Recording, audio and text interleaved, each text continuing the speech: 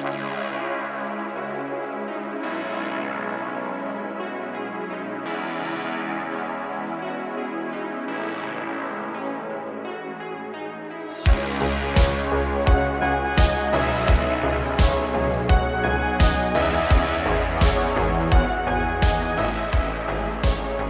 to you from 4,200 feet in the hills of Oregon, it's the voice of Chi-Town, the reddest beard in the high desert, your host of the M.O.A. broadcast, Sam Wilson. All right, folks, here we are. We are back on the mic, back on the radio waves. We've got all kinds of good information in today's episode, so let's go ahead and get right into it. This is Season 2, Episode 11 of the M.O.A., the Make It Out Alive broadcast. Boy, do we have some good stuff for you today. We've got more brutal cop-on-cop violence. Reno 911 comes to life in Pasadena. The Diet Coke Enigma. Mobility scooters revved up and run over, and Cocaine Sally gets violent.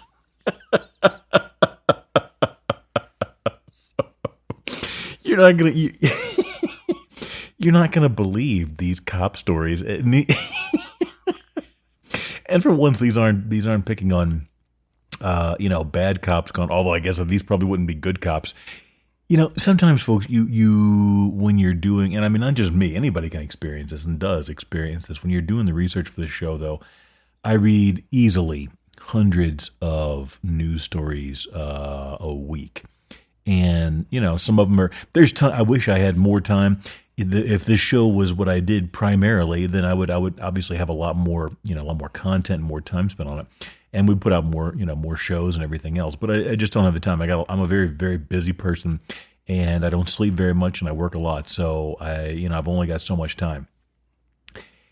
The internet has changed things in so many ways. If you are old enough to have been raised without the internet, whatever age group you're in, if you came along at some point in your life, you spent either your formative years or your early adulthood, or maybe most, if not all of your adulthood, pre-internet, it's hard to comprehend the massive level of exposure and information that we have access to with the internet. And now with smartphones, it's literally at our fingertips. You don't even have to type anymore. You can tap a button and just say, give me this story. Give me all the stories about this. Give me this information. Translate this. Translate that. It's unbelievable. We're literally living in science fiction times compared to 20, 25 years ago. These are things we probably wouldn't have believed if you had told us. And so one of the results of that, the unintended consequences possibly, depending how you want to look at it, is the exposure to so much information, good and bad. We're now seeing that people are far, far more insane than we could have ever possibly imagined. I mean, I'll be honest, I have experienced a few things in my life where I have been around literal, outright, extremely violent, psychopathic people, and just a few stories that I couldn't even tell them on the radio. Like, I couldn't do it. And I'm not saying I'm unique in that respect or anything like that, but I have experienced some very, very wild things over the years, and which a lot of people have. Again, I'm not trying to even insinuate for a moment that I'm unique in some sort of way in that way. But when you have access to the internet, you realize it's far worse than you could have ever possibly imagined. People are insane, and they're getting more and more violent and open about sharing it with people. Some of the stories, I wish I had more time. We'll get into it, but it's crazy when I think about the exposure to information that we have. I remember when I was a kid, one of the things that I talked my parents into and they allowed me to do was, I think it was once or twice a week, I got to walk home. I grew up in a small town in the rural Midwest, okay? And I loved, and still love to this day, I love to read. One of my favorite things in the world is to consume information. I just enjoy it. I like to learn. I like to know more, not in relation to someone else so I can show them up. I just like to learn and know more. There's so much out there. And the longer you live, the more you realize you're never going to even really scrape the surface, honestly. But that being said, one of the things I talked to my parents, or they allowed me, however you want to phrase it, to do was once or twice a week, I got to walk home from middle school, which I think, was it middle school? I'm pretty sure it was middle school, which the way our school system was set up, it was, I think that was fifth and sixth grade. I don't know, something. The last one was the last 4 years. So 8, 9, 10, 9, 10, 11, 12, whatever. I don't know. It was middle school, I think, though. So I'm thinking somewhere between 4th and 6th grade, or 5th and 7th grade, something like that. So I was barely a teenager, if I was even a teenager at that point. And I would stop I had 2 stops. I would walk home and by myself, and I got to walk and I got to stop at the library and stay there until they close. So you get off school around, what was it, 3:30, something like that. And then I got to walk over to the library, and they were open until, I don't know, 5:30, something. It was a small town. This is years ago when there were, a lot of places still had banker's hours. And I got to that was one of my absolute favorite times of the week. I got to go in there and just read whatever I wanted and just consume information. I thoroughly, thoroughly enjoyed that. And using the old Dewey Decimal System, and just, if you don't know what that is, you're probably not listening to this show anyway. But yeah, that was fantastic. And then on the way home, I got to stop at this little place that is probably long out of business. I have no idea, but it was a little market, like if you lived in a big city, it would be called a bodega. Okay, it was just a little bit. It was called West Market, and it was a small little grocery store. I mean, it was almost a shack, and they had a couple of coolers along the wall, at least the way I remember it. And it was just a very, very small place. And I got to buy a couple of pieces of candy or some licorice and a can of Coca-Cola. Oh, Coca-Cola Classic was so delicious. I won't even go into the Coke wars and, where it went from Coke to New Coke to then Coke Classic had to come out and everything else. But Coca-Cola Classic reigns supreme. Absolutely delicious. But when you go from that to reading in all these books, there are some sections that in that library that as a child I read every single book in that section and learned everything there, or at least read everything there was to read on some subjects in that library. And then that was it. Once you finished all the books in that segment, in some sections there'd be 20, 30 books on certain subjects, and in some of them it'd be 1 or 2, and that's it. But either way, whether it was 1 or 20 or 50 books, once you consumed it all, that was the end of it. Your journey was now over at that library. And now with the internet, it's unbelievable. It is incomprehensible in a way, the absolute tonnage of information that is out there that we have access to. And again, you don't even have to type anymore. You can just push a button and tell your phone or your computer or your tablet what you want, and it will summon it from the internets. It's a series of tubes and give it to you. It's unbelievable. So we're going to get into, we'll keep moving on, but it still amazes me to this day. The level of access to information that we have now is beyond unprecedented. It doesn't really even explain it. It doesn't even come close to scratching the surface on the level of access that we have to information today. And even though there is bad information, misinformation, disinformation, and so forth, there is such a glut of it out there that it's almost impossible to understand or believe the scope of how much information is right at the tip of our fingers. So anyway, there is that. Let me get a quick sip. We've been having a few wildfires up here at 4,200 feet in the hills of southern Oregon. Okay, so one of the things I've done throughout my life, different people, they benefit and react differently to different diets. And by diets, I don't mean necessarily restricted calorie diets, but just simply a methodology or a style of eating. Speaking for me personally, I have always gravitated to, we used to call it, it used to be called the Atkins diet, then it became keto, and now there are tons of variations, carnivore and so forth. But typically there's the choo-choo train in the background. typically it is a protein rich, very, very low carbohydrate diet. Okay. I feel my body, for whatever reason, and again, different people's bodies are different, but my body gravitates toward and thrives on the low carb, high protein diet. I just feel good. I feel sharper. I feel cleaner. I feel better. And, a side benefit from that is with my particular metabolism. And again, everyone's different, but there are some, similarities across the board. It's very, very easy for me to maintain my body weight. It's very easy to maintain my body weight with that style of eating. There is also something about American carbs. I won't get into that. It's another episode, another story, that just make you feel heavy and bloated when you eat them. There's a whole, science or history or pseudoscience or lore behind all that and why American carbs are like that. But in general, I tend to thrive do very, very well off a low carb diet in general. And that's how I typically eat. A couple of times a week, I'll have a cup of basmati rice or something like that, which I enjoy very much. But in general, I don't really incorporate too many grains or breads or whatever else, pastas and everything else, other than the white basmati rice. I just feel really good eating, steak, ground beef, ground chuck, chicken, occasionally pork, and so forth. Nothing wrong with pork. It's not one of my favorite flavors. I do like it very much. There's nothing like a good pork chop or whatever else. But I typically go with, beef, steak, ground beef, chuck, chicken, so forth. And so here's what I'm getting to is this.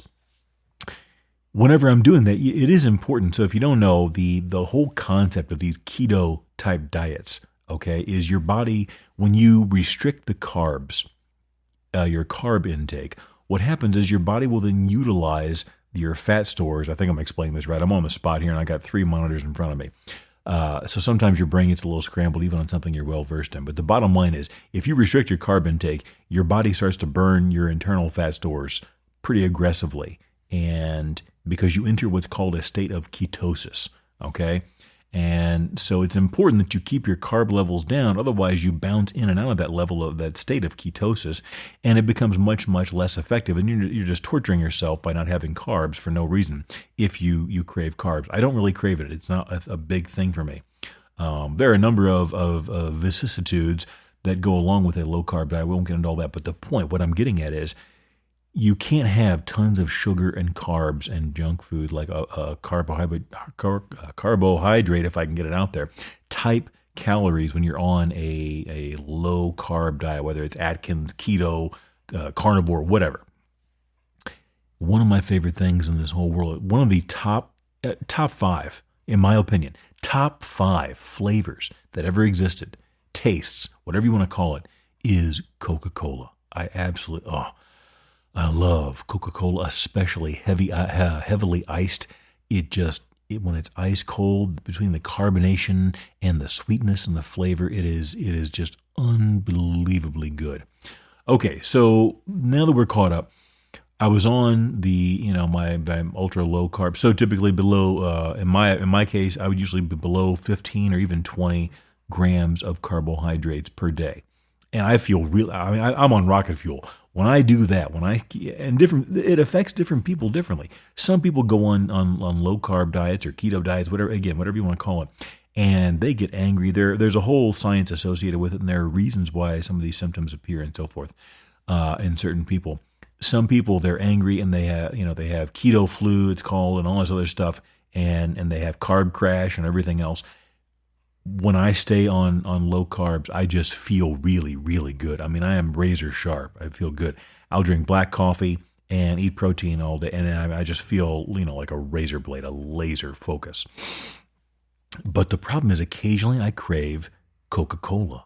Not that often, but occasionally I want to have it. And there's no way to really effectively or in compliance with a keto type diet or low carb type diet to drink Coca-Cola Classic, and because it's a ton of sugar and carbs and just absolute junk calories.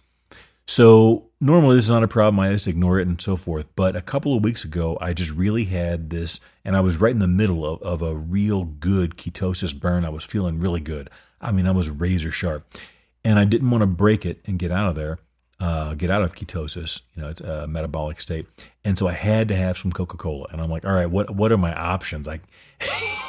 I really want a Coke, but one Coke, like one 12-ounce can of Coke will kick you right out. You're done. Then it takes 2 to 3 days to get back into ketosis. And again, you'll have to look that up on your own. There's just too much going on to explain it right now. I'm probably already over. Where am I at on overtime?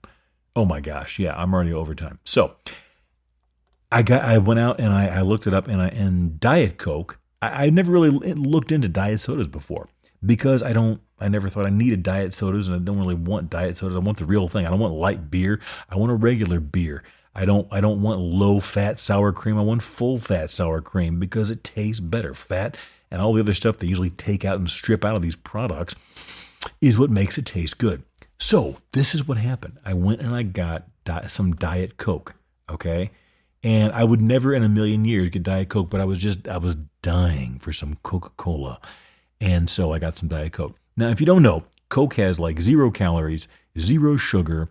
It's basically zero. It doesn't meaningfully impact your diet or your calories or caloric intake or your macros, whatever in the world you want to call it, in any real way. Okay. Now, I never really thought about it, but how does that work? And here's the other thing. What happened is I drank a Diet Coke. I got it out of a bottle and I poured it into a heavily iced, tumbler. And at first I was like, wow, this really tastes kind of weird. It's got this off taste and flavor because it's not real sugar. They use aspartame, which is an artificial sweetener. And I was like, it's not bad, but it just it did have a synthetic type flavor or taste to it. And I'm like, I don't know if I can do this. Now, here is the interesting thing. Within 24 to 48 hours, I became fully acclimated to this artificial sweetener, aspartame. And not only did it not bother me anymore, it very, very quickly, I became acclimated to it. It tasted delicious.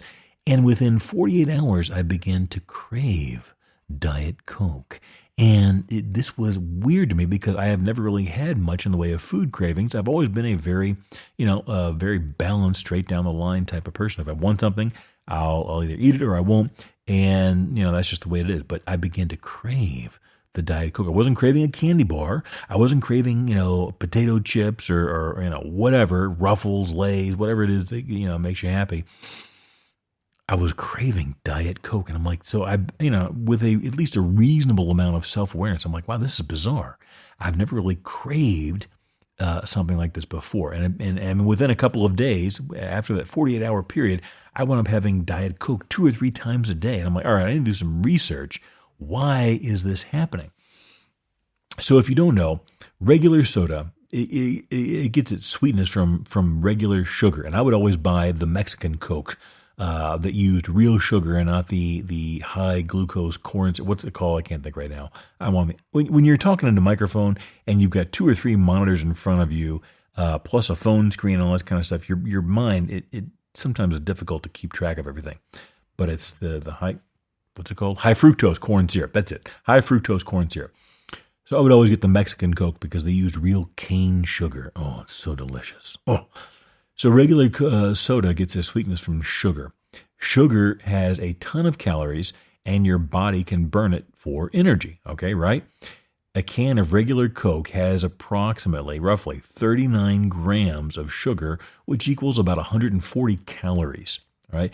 Diet Coke, though, and most diet sodas follow the same basic program. There are variations, but a lot of diet sodas do the same thing. Diet Coke does it differently. It uses artificial sweeteners, which is, as we've discussed, is aspartame. Now, aspartame is about 200 times sweeter than sugar. So what does that mean? That means they can use 1/200th of the amount of sweetener necessary to give you that same sweet taste that Coca-Cola or Diet Coke will give you. Okay, so they only need a small amount of it, and they don't have to dump all these, dozens, if not tens, whatever, hundreds of grams of sugar into the container, depending on what size it is. And they can use a very, very small amount of sweetener and get basically the same result. It sweetens and it tricks your body into believing that it's sweet and tasty and delicious, and you're getting the same experience as drinking a regular Coca-Cola. Okay? But the problem is your body doesn't receive that large dose of sugar and energy that it would normally get with Coca-Cola. And this is also a positive because that's why Diet Coke has little to no effect or a small effect on blood sugar compared to regular sodas. But here's the thing. I've often wondered, because I've never really looked into it because I didn't drink diet sodas. And I'm like, how in the world can it be 0 calorie? That doesn't make sense to me. How can this drink that obviously is very, very sweet and has a caramel, flavor and appearance syrup put into it, how can it be 0 calories? The way it works is they use an extremely small amount, a dosage of this aspartame to recreate the effect of sugar. They add something, I forget what it's called, to make it a little bit bitter and take the edge off of it so that it tastes very similar to regular Coke. But the real thing is, the real trick of it all is a lot of these calories are not your body can't absorb them. Okay, so it's not that it technically has 0 calories. The net effect is that it does not have calories that your body can absorb and use. So that's why I get to call it 0 calories. Okay, it's just like wood. If you look at actual wood, like from a tree, wood has 1 gram of dried wood contains about 1,500 to 2,600 calories. However, none of these calories are bioavailable to humans. Our digestive systems lack the enzymes needed to break down the cellulose and lignin in wood, which makes them indigestible to us. So that's kind of the same thing when they use these artificial sweeteners and so forth in some of these diet sodas and other products. Technically, they do have calories, but the net effect is they have 0 usable or absorbable calories, and so they can call them a 0 calorie drink. And you're basically going to have no impact on your diet because it doesn't affect your diet. And by diet, we're not talking about necessarily calorie restrictions, but the actual scope, the range of your prescribed eating method and what you want. So it's interesting. I had to, take a kind of a day or two and examine this, but I probably won't stick with Diet Coke for long term because it was, again, that was weird. I immediately detected that I'm like, wow, this is causing me to crave it. But it was also very good. I think Diet Coke has more caffeine than like regular Coke. So it gave you that energy boost that you wanted and that sweetness without giving you any calories and so forth. It's anyway, we can go on and on and on and on, but it's a bit of an interesting conundrum. But the Diet Coke, and here's the other thing. Within 48 hours, my taste buds completely became acclimated to the Diet Coke. Again, especially heavily iced. I love the fizz, and then the ice and even the sound of it all has an impact on the enjoyment of the beverage. But it was good. So weird. I never would have thought I've enjoyed it. Do I prefer it over regular Coke? Of course not. But whenever I'm in a low carb situation, the Diet Coke gives you a viable alternative. And as far as the safety of aspartame, I don't know. There are a lot of studies that conflict and so forth. Most of the studies that I read agreed that you'd have to drink somewhere between 15, 17 cans of this Diet Coke on a day regularly to have an impact on your health. Do I believe that? I don't know. I don't really believe much that anybody tells us anymore. But there you go. That is that. Let's get moving on. We've got tons. Okay. All right. Let's get this out of the way, then we'll move on. The First Amendment auditors, and we're enough with this stuff. I get more bizarre mail and emails and messages, and I encourage that. I appreciate that. I like to know what the people who listen to this show have to say. But as far as the First Amendment auditors, here we go. If you don't like it, don't watch it, guys. That's it. Don't watch it. It's fine. No one says you have to like all the content that's out there. You have to enjoy all the content. I don't like all of these First Amendment auditors. I don't like all of their content. Some of them are downright scumbags, in my opinion. And they're hiding behind the First Amendment to provoke people and to elicit responses and to be provocative so they can get clicks, views, blah, blah, blah. But here's the thing, like it or not, if they have the legal right to do what they're doing, then they have the right. You don't like it? Change your station. And I change the station frequently. This stuff pops up on my YouTube and social media feed, and there are a lot of them that I won't watch because I believe they're baiting normal, innocent, good people into bad situations. Now, it's on the person who reacts, but the bottom line is anybody can be baited if the circumstances are laid down right. Now, moving forward, again, all I'm going to say is that's it. Enough. You want to keep sending mail, hate mail, good mail, whatever. I don't care. Send that to info@gearconvoy.com. But I'm not going to change my stance. Whether I like them or not, if they have the right, they have the right to do it. Remember, if nobody stands up for a right, it eventually goes away. And while I don't think a lot of these guys have pure motives in what they do, the bottom line is, if you never ever use and flex a right, it's like a muscle. It does go away. So there you go. Now, cops. Holy smokes. Again, folks, we're not against cops. We're not against law enforcement. But some of these cops are absolutely abysmally out of control. They're out of control. I just saw a story recently that's popped up in the last 2 or 3 days. I think it was from earlier in this year. This cop, he was almost a 30-year sergeant. He wound up arresting a guy for riding his bicycle in the street at about 2 in the morning, 0200 hours, 2 a.m. in Philadelphia, Detroit, I forget where it was, somewhere in that area. The guy was riding his bike. Long story short, he was riding along near the bike path, the bike lane, and there was some road construction going on. And so he swerved out of the bike lane because there was I don't know, some type of obstruction on the bike path. The cop happened to be driving by. He didn't like the cut of this guy's jib, if you will, and he told him to get back in the bike lane. And he and the guy, the bicyclist, they exchanged a few words. And next thing you know, he's got this guy against a cop car. He winds up arresting him, and they go to court. And here's the thing. This cop allowed his ego and his emotions to lock in. Guys, ask yourself a question. If you're driving or riding down the road on your bicycle at 2 o'clock in the morning, there's no cars coming. The video bore out the fact that there were very, very few cars coming, and the ones that did come along were able to pass easily, despite 2 cop cars that were now along the side of the road with their lights on. Why are we arresting people? Because your feelings got hurt? Why? What are we doing? At some point, you got to ask yourself, what is the good that is being accomplished here for arresting someone? Because it almost always boils down to the old obstruction of justice and failure to show ID. And long story short, whatever you think about the situation, the bicyclist took it to court. He won. The judge agreed. The cop was out of control, in her opinion. He didn't have a legal basis for what he was doing, and in court he couldn't explain the laws, the applicable laws that he was using, that he arrested this guy for, because he swerved out in the street because the bike lane had some crap in it. It was like sandbags or signs. I don't know, whatever it was. I didn't really pay that much attention. I was doing something else while I watched it. But the point is not to harp on police officers, but it's like, what? Guys, if you're a cop, if you're a police officer, or any kind of law enforcement officer, ask yourself, what's the crime here? What is the law that's being broken that we're going to sit here and turn around and use to get ID from a citizen, hem them up, put them against a vehicle with their hands on the hood, detain them, and, what are we doing? Is that really what the purpose of law enforcement is? To sit here and find a way to be able to legally harass someone or mess with them and then drag them through the court system and pay all these fines, take time off of work and blah, blah, blah to go fight these cases. Really, what are we doing? And that is the point that, the cell phone has changed everything.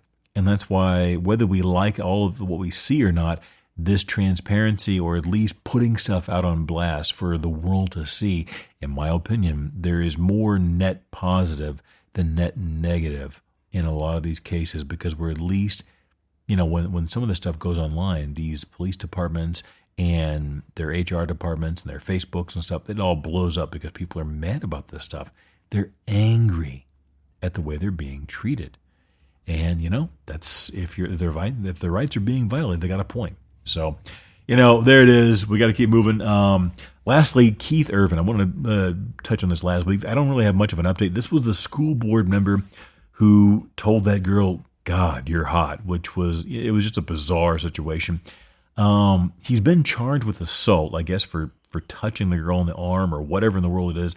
There wasn't a lot of information online, but the guy refused to resign early on. And I'm telling you right now, I bet he wishes he would have just resigned because his life is upside down. I think he faces the charges and goes to court somewhere around the time he would start his re-election campaign for the school board. So, best of luck, buddy. And finally, before we get into our first story or our next story, one quick sip here. I love talking about fitness and the HIIT training, the high intensity training, HIT, but I don't want it to sit here and take over the show. I've done several segments on this and got a lot of feedback, emails, messages, and so forth, but I don't want it to take over the show entirely. That wasn't really the point of the M.O.A. broadcast, the Make It On Alive broadcast. So what I'm going to do is I'm going to start probably over the weekend. I will try and start kicking out some shorter, simpler segments discussing the HIIT, the high intensity training, the HIIT training, so that it doesn't take over the show. It'll have its own name, have its own show, but it will be very, very simple. Whether it has video or not, it will have just maybe a quick intro, and then we get right down to it. No sound effects and audio stingers and other stuff like we do on this show that slows down production and everything else. And again, we'll probably try and do some video too, because there's been an enormous amount of, relatively speaking, interest in the HIIT training. And I want to share that with people. It's something I've got a lot of experience and some background in, and it is beneficial. I have nothing to sell, no way to make $1 off of it, but I want to share it with folks, so we will. If you have any feedback, suggestions, questions, whatever, email that to info@gearconvoy.com. All right, where are we at time-wise? All right, let's get it on. Here we go. We go to Pasadena. Video shows what led up to quote-unquote horseplay shooting between Pasadena police officers. This story... This story comes to us via SF Gate. New SF Gate. New video footage from the Pasadena Police Department shows the moments leading up to a shooting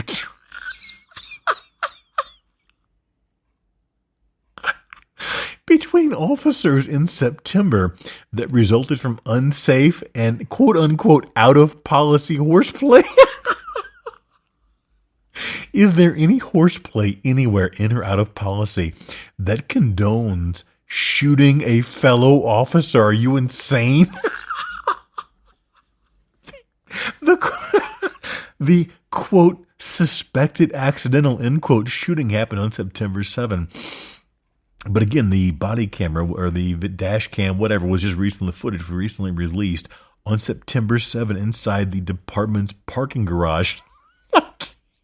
Located at 240 Ramona Street in Pasadena. Gene Harris, the police chief, said in the video statement. Chief Harris said the horseplay incident, in quotes, started at 6:18 p.m. when patrol officers were loading their vehicle and preparing for their shift. This is... Guys, if you watch this video, it's... You can't make this stuff up. This is like something. It's like an episode of Reno 911. I can't believe this is real. Mobile video footage released by the department shows a police car approach two officers. So a car pulls up. He's pulling into the parking garage, and a couple of other cops are loading their SUV or whatever, getting their gear ready. It's beginning a shift or end of shift, whatever it is, but they're getting their gear already. And this cop car comes pulling up. His dash cam is active for whatever reason. And one of the officers outside the car, it looks like, it says looks like, but I watched the video. It looks pretty plain to me. He takes his gun and, according to Chief Harris, he, quote, inappropriately and in a quick draw fashion, quote, aims and points his gun at the officer in the car. So this cop is driving up in his car, SUV, whatever they have, and these other two cops are sitting there loading their gear, and one of the cops pulls a gun, like a quick draw McGraw here. He pulls his gun out and aims it at the cop that's pulling up in his vehicle. He's violating like 6 of the most basic and inviolable gun safety rules that ever existed. Now the officer in the car, he pulls his gun, he quick draws his gun, and he just pow, pow, pow, pow. He does a desk pop, and he fires his service weapon and shoots the other cop. According to the chief, he damaged the front windshield and hit one of the officers in his left shoulder. Then several other officers rush over to the injured officer and assist him as he eventually falls to the ground. No kidding, he got shot.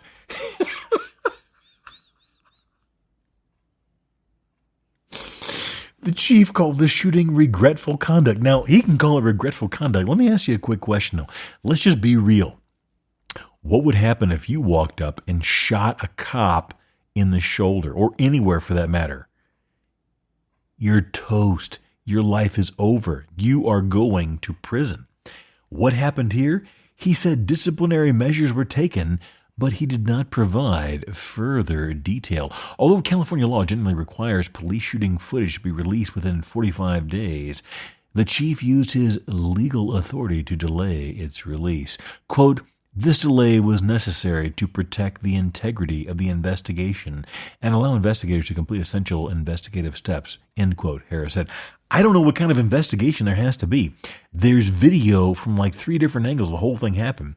The guy pulls up. One of his buddies who's loading his car pulls his gun for some insane, inexplicable reason, apparently, aims it at the cop pulling up. The cop pulling up in the vehicle appears to pull his weapon, aim it at the cop. He blasts through his windshield and strikes the cop in the shoulder. It's still being investigated by the Los Angeles District Attorney's Office and the Police Department's Robbery and Homicide Unit and its Critical Performance Unit. Now, mind you, this took place in September of, last year, 2025, and we still don't have any results. So, don't mind us, folks. We investigated ourselves and found no wrongdoing.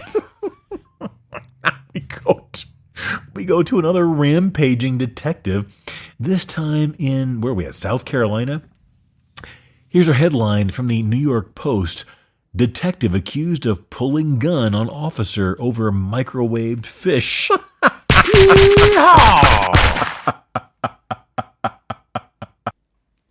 I mean, I can at least see where this guy's coming from.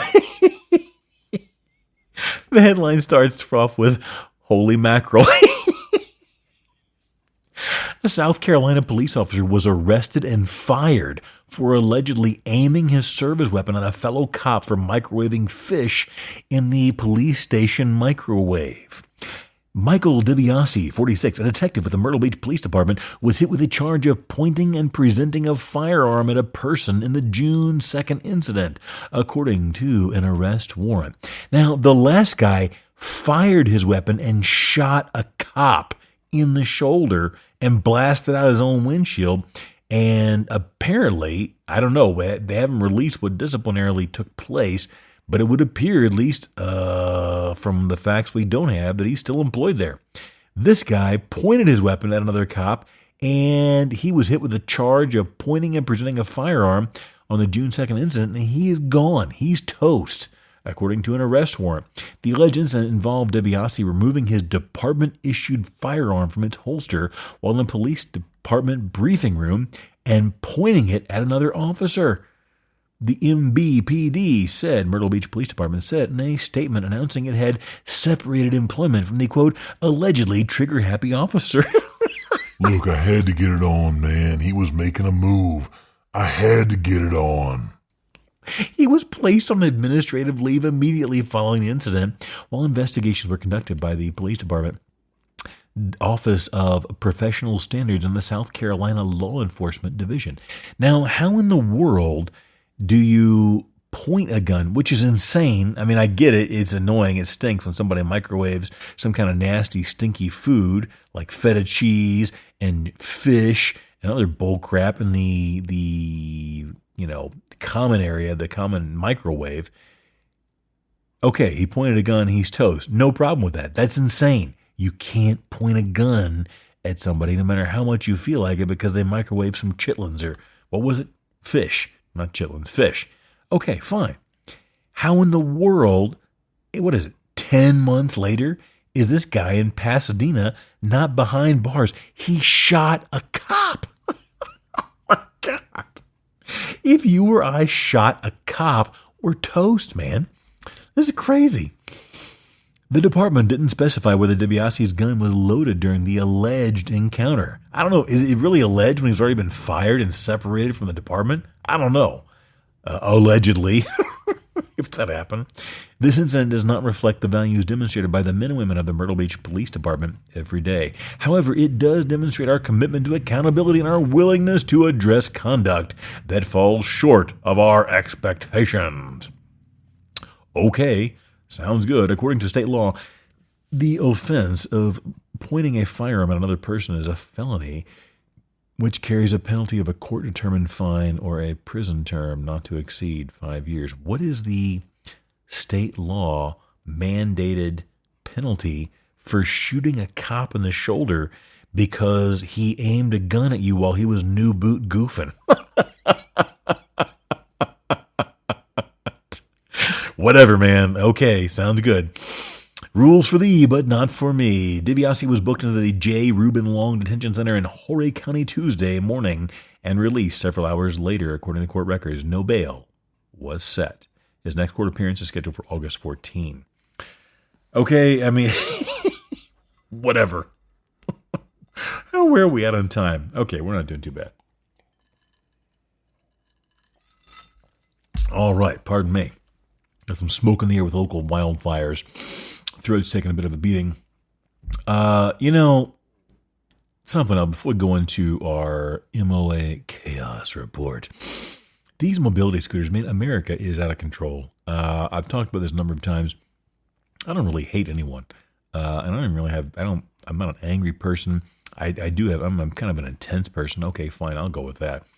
But the morbidly obese and their high affinity for mobility scooters in American grocery stores is out of control. I mean, it's out of control. I got a headline. I'm not going to have time to even get into it. Where is it at? Do I have it saved on here? I was going to go into it, but there's no time. Will this page refresh? All right, here we go. Here's the headline. I don't know what is wrong with the entitlement for some of these morbidly obese. Can we say fat? I don't know. I'm going to say fat.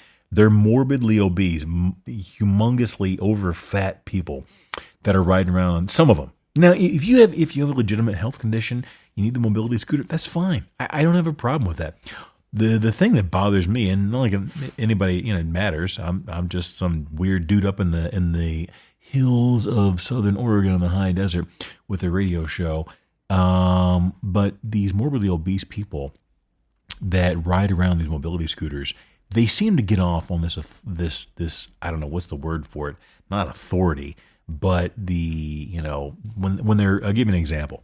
The other day I was in a grocery store and I was walking down the aisle. I had my grocery cart and I'm trying to just get my groceries and get out of there. I hate being around people in grocery stores. Okay, anytime you get people in a group, they're stupid. Never ever underestimate or misunderestimate, but never underestimate the massive level of stupidity of human beings in a group or a mob mentality type situation. The larger the group, the stupider people somehow get. Anyway, I was trying to just get my groceries, and there was some kind of a guy and a gal that were, I guess they were in some type of relationship because they were touching, holding hands and touching each other and talking while they're doing their grocery shopping. Fine, I don't care. I really don't. But they are going side by side, and both of them are morbidly obese, well over 350 pounds, closing in on 400 pounds each in these mobility scooters. And they were not elderly people. They were younger people. If I had to guess, based on their distorted, anamorphic, morbidly obese features, they were probably somewhere in their 20s or 30s. They were a relatively young couple. And they were so huge that the mobility scooter could not contain them. They were spilling out of either side, and both of these scooters I could hear the wheels and the motors whining. They were begging for mercy under this absolute insane, oppressive load they were pressed into carrying. It was bad. I felt bad for them. It was like those horses in Times Square or Central Park hauling people around in the horse-drawn carriages when they're overly loaded. They got too many people in there. These scooters were begging for mercy, and they were just being punished by these morbidly obese people. Anyway, the thing that drove me insane was I could tell they knew I was behind them, and I just wanted to go get, whatever it was, mayonnaise or whatever, butter at the end of the aisle, no pun intended, to get my groceries and get out of there. And they were going side by side, shoulder to shoulder on these mobility scooters, completely blocking the whole aisle, and they were going just slow enough that it was painful, and it made me, I was ready to pull my hair out. And the headline that I was going to get into, but I don't have time now. Here we go. A group of teenagers on e-bikes allegedly swarmed and beat a man down while riding a mobility scooter near Huntington Beach's boardwalk, leaving him injured, bloodied, and reigniting concerns about out-of-control juvenile e-bike gangs. So apparently I'm not the only one. I'm not the only one who doesn't want to be around these mobility scooter gangs. We'll have to explore it in a different episode, folks. We are running out of time. It is time for the M.O.A. Chaos Report, where somebody's bad decisions gives you a good laugh. Real news, real hard, real funny. Some elements modified for extra laughs. Alrighty then, folks. We are ready to rock and roll. Here's the Chaos Report. We go to, of course, Volusia County, Florida.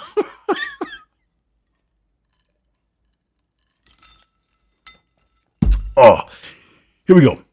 Florida man causing havoc at airport admits to getting high and drunk after an AA meeting. Hey, where are the white women at? This story comes to us via local10.com. After crashing through an airport's gate and trying to hijack a plane, Brian Parker admitted that he drank alcohol, snorted cocaine, and smoked marijuana after leaving an Alcoholics Anonymous meeting, according to a video deputies released on Thursday. I'll buy that for $1. Parker, 58, appeared in Volusia County Court on Thursday accused of driving his blue Ford Mustang through a locked gate at the Daytona Beach International Airport on Wednesday afternoon. I was at my house, and people started chasing me, Parker told the Volusia County deputy who put him in handcuffs, according to the video. Parker of Holly Hill nearly crashed the Ford Mustang into a taxiing aircraft on a secondary runway in the Embry-Riddle Aeronautical University area, and he got out of his car, according to Volusia Sheriff's Office deputies. Parker then allegedly ran to the other aircraft in the area. An airport operations technician chased him down, pulled him out of a plane, and sat him on the truck's tailgate.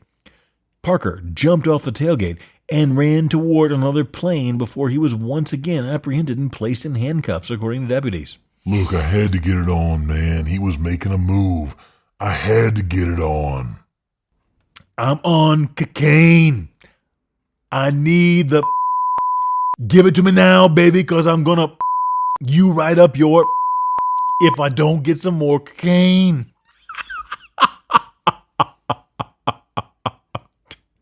Parker, who was barefoot, told a deputy he didn't remember how he or his car got to the airport. Cocaine. Back up off me before I show you what I'm all about. You... Oh, yeah. I'm tired. I ran a lot and I'm barefoot. Parker faces charges of attempted aircraft piracy, 2 counts of exposure of sexual organs. Hey, boys. 2 counts of exposure of sexual organs. Burglary of an unoccupied conveyance. Trespass upon operational area of an airport. Criminal mischief. DUI crash with damage. Anybody see Richie? Refusal to submit to DUI testing. And DUI third offense within 10 years. Records showed. Allegedly. Parker was at the Volusia County Branch Jail after a Volusia County judge denied him bond. All right, folks, that's going to do it for today's show. Remember, don't wait to prepare until you have an emergency. If you wait, it might be too late. If you don't make it out alive, you don't make it out at all. Stay safe out there, folks.